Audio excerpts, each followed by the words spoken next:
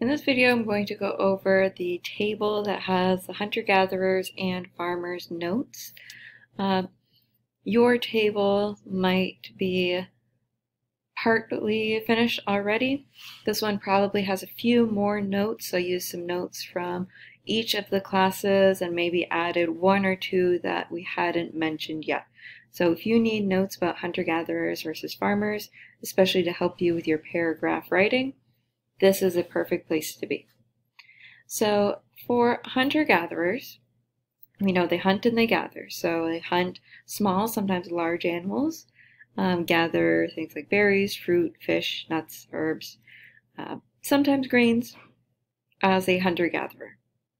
The farmer's main source of food might be wheat and barley. That was kind of a constant food source for them. And later they probably learned to domesticate animals. The hunter-gatherers had a scarcity of food, meaning they did not have enough food. And I just noticed that one of the things on this says they produce more food with less land, but they also had a surplus of food, meaning more than enough or extra.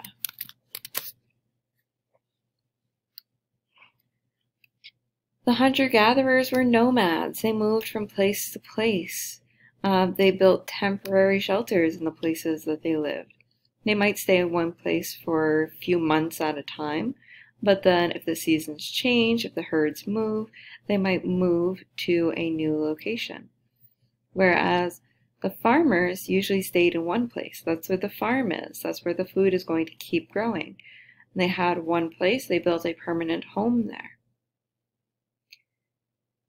Because the hunter-gatherers kept having to move place to place, and every time they moved, they had to carry all of their things with them, typically they would have had fewer possessions. So having few things, you don't want to have to carry absolutely everything you own when you move from one location to the other, right? So you only bring the essentials, what's really going to help. Do you have a useful animal hide or a useful tool that you've created? Those are the things you'll carry with you. But since the farmers didn't have to move place to place, they tend to make and have more possessions. They didn't have to worry about carrying those to and from different places. Because of the extra food and the extra time, they tended to build better tools, clothes, and shelter.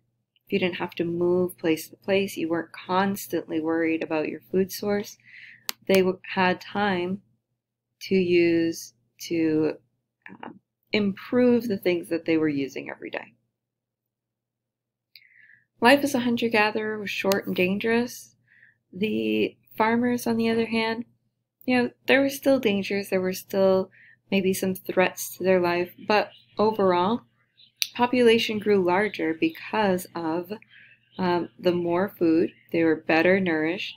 Their adults could have more children, and those children grew up to be healthier adults themselves, and then they could have more children. So the population just grew and grew as farmers.